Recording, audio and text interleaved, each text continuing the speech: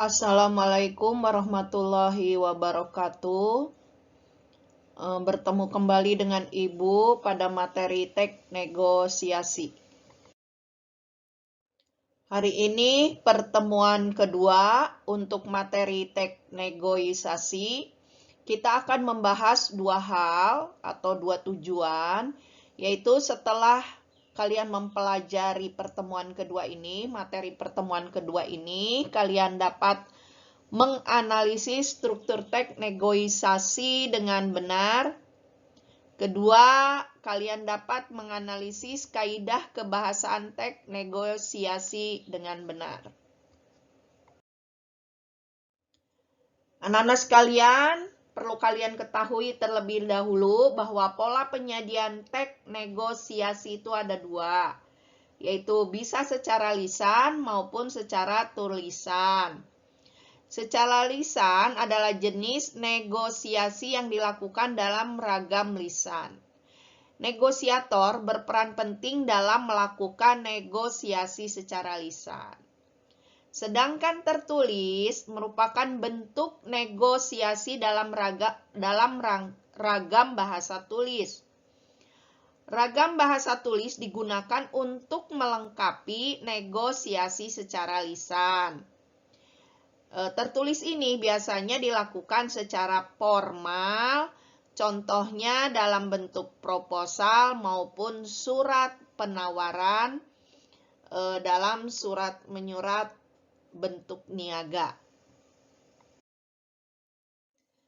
Mari kita pelajari untuk materi yang pertama, yaitu kalian harus memahami struktur teks negosiasi. Ada 5 struktur teks yang dimulai dengan orientasi, yaitu isinya biasanya merupakan pembuka dalam teks negosiasi. Orientasi dapat berupa salam perkenalan dan sapaan.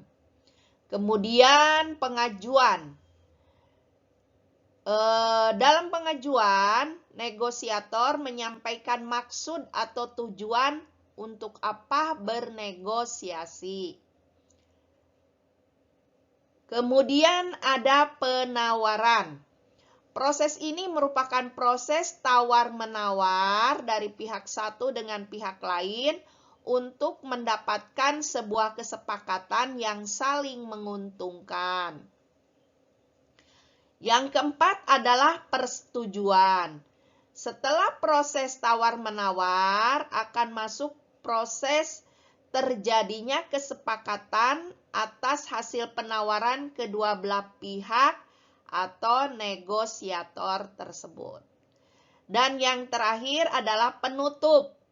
Proses ini merupakan proses mengakhiri sebuah percakapan antara kedua pihak untuk menyelesaikan suatu proses interaksi dalam negosiasi. Nah, apabila negosiasi ini berbentuk tertulis dalam bentuk surat penawaran, maka struktur teksnya dimulai dari kepala surat, kemudian tempat dan tanggal surat, nomor surat, hal atau perihal surat ini tentang apa, lampiran apabila ada, kemudian alamat surat adalah orang yang akan dituju untuk dilakukan negosiasi, kemudian salam pembuka, dimulai dengan isi surat, dan kemudian salam penutup atau akhir surat. Ditandatangani, ditulis nama pengirim dan tanda tangan. Kemudian selanjutnya kita akan memahami tentang ciri-ciri kebahasaan teks negosiasi. Yang terdiri dari kalimat persuasif, bahasanya harus santun, kalimat integratif, deklaratif, dan imperatif. Kemudian terdapat konjungsi atau kata sambung, ada preposisi atau kata depan, terdapat pronomina atau kata ganti, ketujuh pasangan bertuturan, Dan yang ke-8 ini kalimat simpleks atau kalimat konflik. Nanti yang akan digabung dengan konjungsi ya. Baik, yang pertama kita akan lihat dulu kalimat persuasif. Adalah kalimat yang membujuk, mengajak orang lain untuk melaksanakan sesuatu hal yang berkaitan atau dengan yang ingin kita inginkan. Dalam teks negosiasi, pastilah terdapat kalimat persuasif, membujuk agar pihak lawan itu mau mengikuti keinginan dari negosiator. Ciri-cirinya jelas akan meyakinkan seseorang atau pembaca, membuat pembaca melakukan yang dikehendaki oleh penulis, kalau ini bentuknya tulisan, atau dikehendaki negosiator apabila lisan, disajikan berdasarkan ilustrasi atau alat bukti yang disebut evidensi. Ya, supaya orang itu tertarik, maka perlulah ada alat bukti. Kemudian menitik beratkan pada perasaan atau emosi pembaca atau pendengar apabila lisan. Kemudian kata kunci seperti kata agar, supaya, marilah, atau kata lain yang sifatnya mengajak. 2. Dalam teks negosiasi itu ada bahasa santun. Bahasa yang halus, nilai rasa yang baik, dan penuh kesopanan, berusaha menghindari konflik. Dan bahasa santun ini menggunakan bahasa persuasif atau membujuk dan menggunakan kata-kata berungkapan. Banyak ungkapan yang terasa lebih santun daripada kata yang memiliki konsep makna yang sama dengan ungkapan tersebut. Contoh, kata bunting mungkin lebih sopan dengan kata hamil, mengandung, duduk perut, atau berbadan dua. Mampus, kata mampus mungkin lebih sopan apabila kita menggunakan kata mati, meninggal, wafat, berpulang ke rahmatullah, atau tutup usia. Yang ketiga adalah jenis-jenis kalimat. Ada kalimat integratif atau kalimat tanya, menanyakan sesuatu, sebaiknya menggunakan kata ganti kata tanya, apa, siapa, mengapa, begitu ya. Kemudian yang kedua adalah imperatif atau kalimat perintah, meminta atau melarang melakukan sesuatu. Misalnya, ambillah buku itu. Jangan ambil buku itu. Mohon jangan ditawar. Misalnya kalau dalam negosiasi tawar-menawar. Kemudian ada kalimat deklaratif atau kalimat berita yang menjelaskan sesuatu.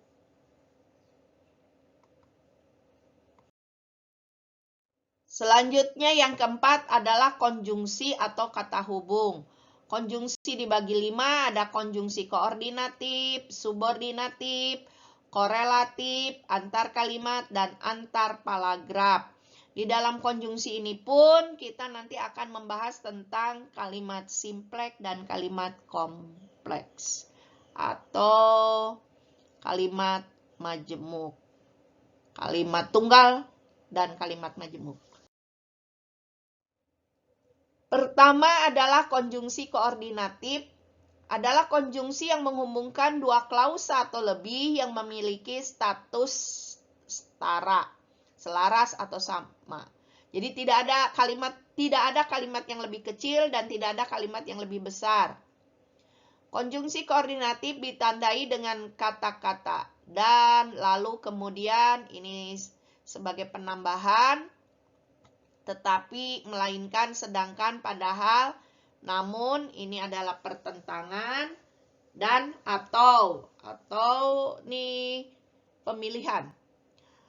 Kalimat yang dibentuk oleh konjungsi koordinatif bisa disebut kalimat majemuk setara atau kalimat majemuk koordinatif. Kalimat majemuk setara tersebut dapat mengandung dua buah pernyataan. Contoh, pernyataan pertama atau klausa 1 sebagai kalimat tunggal yang setara, kemudian klausa 2 sebagai kalimat tunggal yang setara kedua, kemudian digabung oleh konjungsi, maka jadilah kalimat majemuk setara atau koordinatif. Contoh, ayah sedang mencuci mobil di garasi. Ayah subjek sedang mencuci predikat mobil objek di garasi keterangan. Ini sebagai kalimat tunggal atau kalimat simplek karena dia hanya mempunyai satu subjek, satu predikat atau dinamakan klausa atau satu klausa. Kemudian ibu sedang memasak di dapur.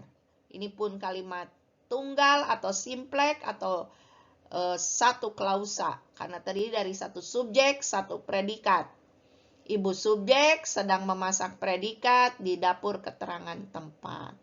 Apabila kedua kalimat ini kita gabung atau kedua klausa ini kita gabung dengan menggunakan konjungsi, maka dia menjadi kalimat majemuk atau kalimat majemuk setara atau kalimat majemuk koordinatif.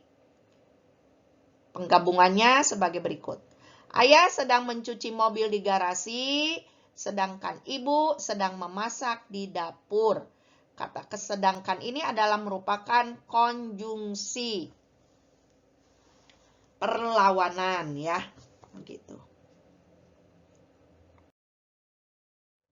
Kemudian yang kedua adalah konjungsi subordinatif atau kata penghubung yang digunakan untuk menghubungkan dua klausa atau lebih yang kedudukannya tidak setara. Makanya ada anak kalimat dan ada induk kalimat. Anak kalimat lebih tinggi kedudukannya dari anak kalimat. Dengan kata lain, konjungsi ini digunakan untuk menghubungkan kalimat bertingkat antara induk kalimat dengan anak kalimat. Lihat ilustrasinya. Di sini di dalam klausa terdapat klausa. Klausa 1 merupakan induk kalimat dan klausa kedua merupakan anak kalimat. Di antara induk dan kalimat digabunglah oleh konjungsi. Contoh, dia datang sejak itu. Sejak itu tuh sejak apa? Nah, untuk menjelaskan itu, maka dibuatlah klausa kedua atau anak kalimat untuk menjelaskan klausa pertama. Nah, kalimatnya menjadi dia datang sejak gurunya pergi ke kamar mandi. Contoh kedua, tim itu akan menang jika ini. Ini tuh apa? Nah, dijelaskanlah oleh anak kalimat. Tim itu akan menang jika sang pemainnya andalan tidak cedera. Begitu. Dan selanjutnya ya. Jenis-jenis konjungsi subordinatif ini ada 11. Ada konjungsi waktu, syarat, pengandaian, tujuan, arti butif, sebab, hasil, komplementasi, alat dan cara, konsesif, dan pembanding. Konjungsi korelatif adalah kata penghubung yang digunakan untuk menggabung dua atau lebih kata, klausa, atau frasa, di mana kedua kata yang dihubungkan sama-sama subjek. Jadi, konjungsi pada jenis ini digunakan di depan kalimat dan di tengah kalimat, sehingga kalimat saling berhubungan. Jenis-jenisnya ini ada 1, 2, 3, 4, 5, tidak bisa dipertukarkan. Maksudnya, apabila konjungsi baik, dia akan berhubungan dengan maupun. Tidak boleh diganti dengan apapun. Tidak hanya itu akan berkorelatif dengan tetapi. Entah berkorelatif dengan entah. Jangankan berkorelatif dengan pun. Tidak hanya berkorelatif dengan bahkan. Nah, ini semua tidak boleh dipertukarkan. Contoh, baik ibunya maupun ayahnya tidak pernah absen untuk mengantarkannya ke sekolah. Ya, bisa lihat contohnya berikutnya di bawah ini. Keempat, konjungsi antar kalimat adalah kata penghubung yang digunakan untuk menghubungkan dua atau lebih kalimat. memberikan makna terhadap kalimat sebelumnya untuk melanjutkan ke kalimat selanjutnya agar lebih runtun. Nah, konjungsi ini ada 7, yaitu konsekuensi, keadaan sebenarnya, keadaan sebelumnya, keadaan setelahnya, kebalikan, penentang, dan kesediaan. Nah, biasanya antar kalimat ini konjungsinya setelah kalimat pertama atau setelah klausa pertama yang diakhiri titik, kemudian konjungsi. Ini harus diawali dengan huruf kapital dan kemudian tanda koma. Contoh, Timnas Indonesia berhasil menang atas Nepal, titik, itu klausa pertama. Oleh karena itu, koma ini konjungsi antar kalimat. Oleh karena itu, O-nya itu harus huruf kapital. Mereka berhak tampil di Piala Asia 2023, titik. Ini merupakan klausa yang kedua. Ya, boleh lihat yang berikutnya di bawah, contoh berikutnya. Kemudian yang kelima, konjungsi antar paragraf adalah konjungsi yang digunakan untuk menghubungkan paragraf tempat konjungsi itu dipakai dengan paragraf sebelumnya. Konjungsi antar paragraf pada umumnya terletak pada awal paragraf. Nah, ini jenis-jenisnya ada 8. Di samping, terlebih lagi, oleh karena itu, tak hanya sebagai adapun berdasarkan selain itu akan hal. Contoh, burung adalah hewan yang banyak dijumpai. Di dunia ini hampir setiap tempat dapat kita jumpai bermacam burung. Hal tersebut dikarenakan burung dapat beradaptasi dengan lingkungan dengan baik. Titik. Selain itu, burung juga mempunyai tingkat reproduksi yang cukup baik. Setiap induk burung umumnya dapat menghasilkan 4 atau lebih butir telur. Nah, selain itu merupakan konjungsi antar paragraf. Selanjutnya yang kelima adalah preposisi atau kata depan. Adalah jenis kata yang ditulis di depan sebelum penulisan kata benda, kata kerja, atau keterangan. Sesuai dengan namanya, preposisi, posisinya selalu berada di depan. Ini macam-macamnya, ada 9 ya. 1, menyatakan tempat. Misalnya di, ke, pada, dalam, atas, dan antara. 2, menyatakan asal, yaitu preposisi dari. 3, menyatakan arah tujuan, yaitu ke, kepada, akan, terhadap. 4, menyatakan pelaku, yaitu oleh. 5, menyatakan alat, dengan, dan berkat. Berkat, di sini berkat ini artinya pekerjaan tersebut cepat selesai berkat bantuan yang diberikan oleh Pak Alek. Begitu ya. Selanjutnya preposisi, masih preposisi ya. Preposisi ke-6 menyatakan perbandingan, contohnya daripada. Preposisi ke-7 hal atau masalah, tentang dan mengenai. Kemudian yang ke-8 preposisi akibat, hingga dan sampai. 9 adalah preposisi yang menyatakan suatu tujuan, untuk, buat, guna, demi, dan bagi. Untuk contoh-contoh kalimatnya boleh Anda baca dan cek kembali.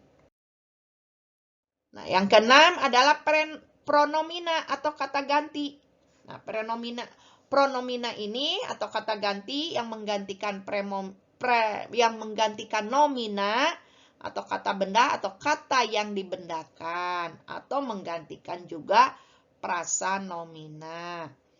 Nah, ini ada beberapa jenis pronomina. Pronomina persona yang pertama ini atau kata ganti orang pertama, orang kedua, orang ketiga. Ini bisa tunggal, bisa jamak. Orang pertama tunggal, contohnya aku, hamba saya, daku, beta. Sedang jamaknya kami dan kita. Kemudian yang kedua adalah pronomina kata kepunyaan. Punyaan yang pertama ku, bukuku. Yang kedua mu, bukumu. Yang ketiganya bukunya. Kalau jamaknya sama ya dengan persona. Kemudian yang ketiga, kata ganti petunjuk atau pronomina demonstrativa. Contoh petunjuk umum ini, itu. Petunjuk tempat. Di sana, ke sini, kemari, ke situ, di situ, di sana, ke sana. Petunjuk hal atau ihwal, begini, begitu. Kemudian selanjutnya, kata ganti tanya atau integratif. Ada kata ganti tanya orang atau benda, atau ada kata ganti tanya waktu, atau ada kata tanya tempat, kata tanya ganti jumlah, kata tanya ganti keadaan. Dan selanjutnya ada kata ganti penghubung. Ini bukan penghubung yang konjungsi seperti tadi ya, tapi ini pronomina relativa. Contohnya yang dan adalah. Dan yang berikutnya kata ganti tidak tentu untuk menunjukkan informasi yang belum kita ketahui, baik wujud ataupun jumlahnya. Contohnya sesuatu, ini kan tidak tahu apa sesuatu. Seseorang, barang siapa, masing-masing, dan para. Para ini, masing-masing ini kan setiap entah berapa barang siapa ini juga siapa gitu ya, belum ketahuan. Selanjutnya, yaitu pasangan bertuturan atau tuturan berpasangan. Tuturan adalah kalimat yang diujarkan oleh seseorang untuk menyampaikan maksud tertentu. Dalam teks negosiasi, tuturan berupa dialog yang berarti dilakukan oleh dua orang atau lebih. Nah, biasanya seperti ini ya, pasangan bertuturan, mungkin ada pasangan bertuturan lainnya. Ya, biasanya mengucapkan salam, kemudian dijawablah kalau salam ya. Dan bertanya, ya tentulah dijawab atau menjawab pertanyaan. Meminta ini boleh memenuhi, boleh menolak. Ketika menawar pun boleh menolak, boleh menyetujui. Kemudian ada yang meminta tolong, bisa memenuhi juga bisa menolak. Mengusulkan ini bisa menerima dan bisa menolak. Ya mungkin ada pasangan bertuturan yang lainnya dari 6 yang Ibu sampaikan. Ya demikian ciri-ciri atau kaidah kebahasaan dari teks negosiasi. Ya, yang terakhir Ibu akan bawakan pantun. Siapa membawa bonsai, simpanlah dalam tas. Materi telah usai, saatnya mengisi tugas. Baikkan anak, buka LKPD-nya. Mari kita mengisi LKPD sesuai pertanyaan yang di LKPD tersebut.